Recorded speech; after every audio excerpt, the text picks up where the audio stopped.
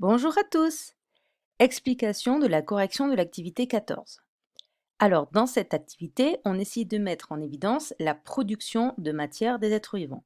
Comment est-ce qu'on peut scientifiquement montrer que les êtres vivants produisent quelque chose, fabriquent de la matière? J'ai également profité de cette activité pour vous faire travailler une compétence, c'est-à-dire tracer et exploiter un graphique. Dans la première question, je travaillais tout simplement la prise de mesure. Donc avec une règle, il fallait mesurer la taille des coquilles et les reporter ici, donc dans la ligne taille. Alors je me rends compte que j'ai oublié de mettre l'unité, d'accord? Donc c'est des centimètres, pardon. Et donc on voit que la taille augmente régulièrement au cours du temps. Deuxième question, là je vous faisais travailler la lecture graphique. Puisque en effet, vous aviez un tableau qui avait des trous. Donc les trous, c'était ici, les 4 cases-là. Et donc le but, c'était à l'aide de cette courbe-là, de remplir les cases manquantes. Alors comment est-ce que j'ai trouvé le 9 ici? Eh bien en fait, je voulais savoir à quel âge les escargots pesaient 3,8 grammes. Donc je vais sur la courbe, je cherche à peu près 3,8, donc c'est à peu près par ici. Si on trace, on voit qu'il y a un point, et quand on descend, on voit que c'est 9 semaines. Donc, c'était le même raisonnement ici. On se mettait à 7 et on voyait que c'était 18. Donc là, 7, c'est entre 6 et 7. Pardon, entre 6 et 8. Et on voit qu'il y a un point. Quand on descend, c'est 18. Pour les deux du bas, c'était l'inverse. Cette fois, on avait l'âge et on cherchait la masse. Donc, on cherchait la masse pour 12 semaines et pour 21 semaines. Donc là, cette fois, on se met sur l'axe du temps. Donc à 12 semaines, hop, c'est à peu près 4,5. Et pour 21 semaines, hop, c'est à peu près 9. Donc voilà pour les deux premières questions.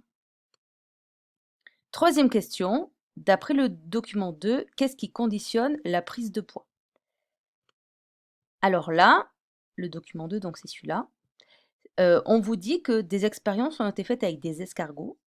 On a pris deux groupes d'escargots parfaitement identiques qui avaient donc la même masse au départ. Mais on ne leur a pas donné les mêmes aliments. Et on voit que ceux qui ont été nourris avec l'aliment numéro 1 ont beaucoup plus grossi que ceux qui étaient nourris avec l'aliment numéro 2. On est d'accord? Donc ça montre bien que l'une des choses qui conditionne la prise de poids d'un être vivant, c'est ce que je vous ai noté ici, c'est tout simplement la nature de son alimentation. Puisque selon ce qu'il mange, il va grossir plus ou moins vite. La quatrième question, vous montrez un des aspects intéressants du graphique. En effet, il permet de comparer différentes choses, puisque nous avons deux tableaux. Dans ce tableau, on voit la taille 1 des escargots, 2 d'un phasme. On voit que pour les deux, ça augmente au cours du temps. Par contre, quand on compare les deux graphiques, on voit que cette augmentation de taille est différente. Elle ne se fait pas de la même façon. En effet, pour l'escargot, le grandissement est constant, alors que la taille des phasmes augmente par palier. Vous voyez, là c'est constant, puis hop, tout à coup ça augmente, puis ça reste stable, et hop, tout à coup ça augmente. D'accord?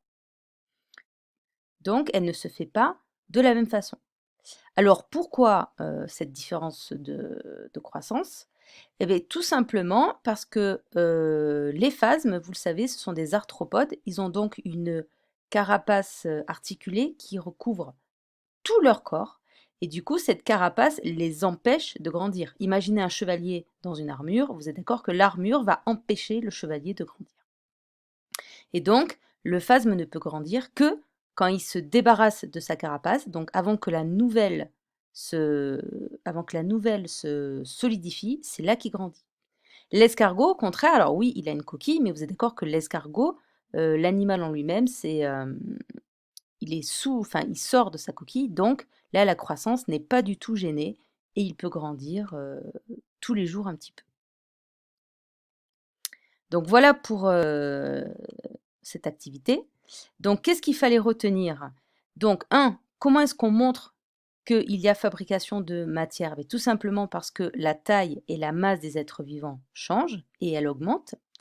Les arthropodes, donc ceux qui ont un squelette externe, la carapace articulée, ont une croissance discontinue après chaque mue, alors que donc les vertébrés et tous les animaux qui ont un squelette interne vont avoir une croissance plus progressive. Et donc, dernière chose que l'on a vue dans cette activité, les individus fabriquent leur matière à partir de ce qu'ils prélèvent dans leur milieu de vie, et c'est ce qu'on verra dans les prochaines activités.